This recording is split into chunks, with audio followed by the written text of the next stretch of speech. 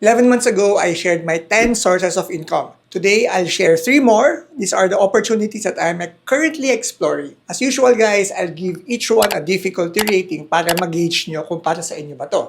Let's start with domain investing. Domain investing is the practice of buying internet domain names like facebook.com or x.com or crypto.com with the intention of selling them later for a profit. So think of it as digital real estate, digital property. You are buying online land that someone might want in the future. Why do people invest in domains? That's a good question because good names are very limited. Businesses want short, memorable, brandable domains and they are willing to pay a premium price for them. Hypothetically, yung domain na binili mo today for $10 or 100 pesos or 500 pesos might sell for tens of thousands of dollars later on if the right buyer comes along. So parang property investing din. It's a low-cost way to potentially earn big returns. Here's some of the success stories. Voice.com sold for $30 million in 2019. Carinsurance.com purchased by Queen Street for $49.7 million. Insurance.com $35.6 million naman. And another success story is vacationrentals.com which sold for 35 million US dollars. Notice guys that these are extreme cases. Just like in stock market, may mga big wins tayong naririnig na hindi naman replicable by the average person. I'm just showing you the potential and your mileage may vary. So how do you start? First, you look for domain names that have potential value, names that are short, catchy, or perfect for a future brand. You buy them through domain registrars like GoDaddy, Namecheap, or Google Domains. Tapos, paano mo naman ibebenta? You either list them on marketplaces or just hold mo lang yung domain name until someone reaches out to you.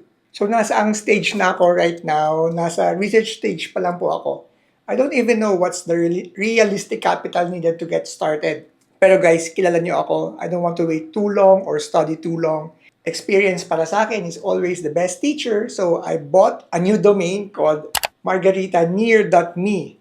If you visit it right now, kung kailan ko to na-post, kung kailan ko to na-publish, it's just gonna be a landing page. I'm gonna use this for a second source of income I'll talk about in the next section. Now, let's talk about difficulty. Para sa akin, 4 stars ito.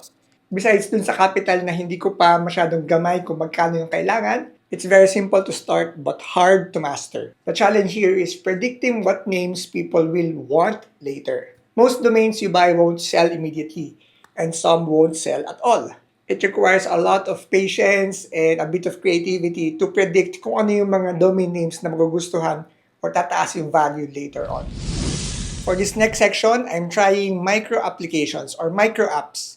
So strictly speaking, hindi siya nagpo-fall under the traditional description of an investment where you buy something and then hope to sell it later for a profit. I consider this more of a side hustle that I'm trying. I'm just applying the skills and expertise in my day job as a software engineer to create real-world apps. This is more of a small business instead na investment. Merong iba-ibang klase ng applications based on how you access them. First ay web apps. They are accessible using a browser. iOS apps, these are iPhone apps. You install them and use them in an iPhone. And then finally, Android apps. Ito naman, instead na iPhones, Android devices naman. So like Xiaomi or Samsung or Google, Android apps yun. For example, Facebook is just quote-unquote one application, pero iba-iba po ang skill set ng mga web developer, iOS developer, and Android developer. Yes, meron ng mga technology that allows you to write code for all 3 code bases or 3 platforms, pero we won't go there today. So bakit ko naisipan na simulan to? Programming po is fun for me when I get to do what I want to do, not because I have to do it. Plus, I think this is also an opportunity for me to learn the cutting-edge technologies, especially yung mga AI-assisted development na tools. The way I see this, I can learn, I can have fun, and potentially make some extra money later. Parang ganito, parang yung sinimulan ko lang yung YouTube channel ko. The worst case scenario is I spend a little bit of cash or resources such as time, effort, and cash, pero natuto naman ako. In terms of how I'm doing this, I'm leveraging all the tools that are available to me. Right now, puro free tools lang muna yung ginagamit ko. Kasi sa panahon ngayon ng AI tools, I think ito talaga yung era ng mga idea, guys. So what do I mean? I think before 4 to 5 years ago, kung may idea ka for a startup company, you have to build a team around you. Hopefully, they are smarter than you and they know exactly what they are doing.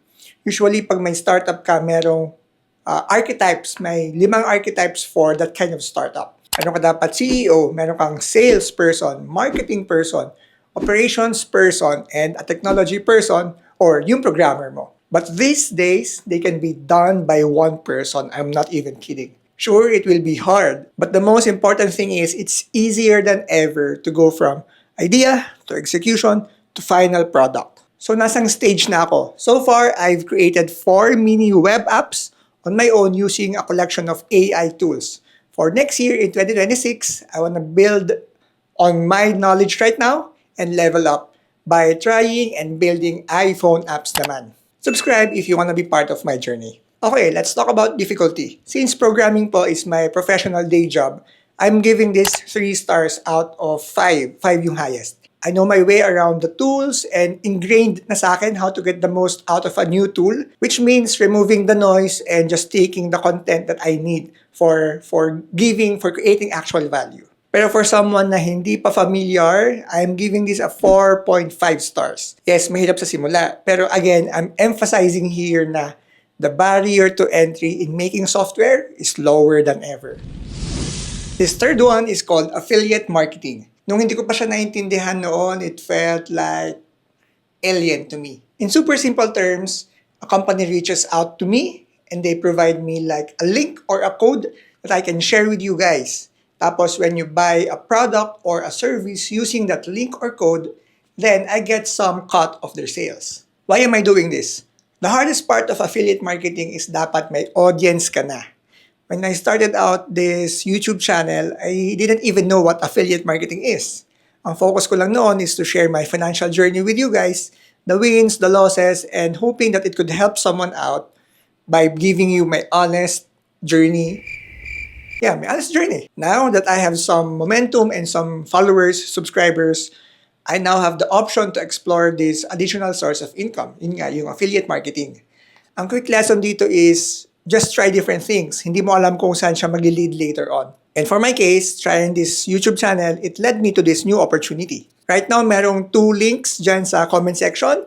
Meron dyan for a quick loan. Meron din dyan for an international broker, XM. Meron ding iba pang nag-reach out to me before pero hindi pa kami nag-agree sa mga partnership rules kasi hindi ko pa rin naman nasusubukan. In other words, I'm just being careful with what I share with you guys. In terms of difficulty, I would say 1 out of 5 kasi there's no work involved here. Ipipaste ko lang yung code, lagay ko lang sa comment section, sa description section. And when I get partnership offers, the most work is performing the due diligence, of course, in making sure na I understand what their businesses are, making sure they are not a scam, very important, and a few meetings here and there para lang makilala namin yung isa't isa, yung team nila saka ako. If you reach this part, comment an Apple emoji kasi mag-create po tayo ng iPhone apps next year. I'll see you on the next one. Bye!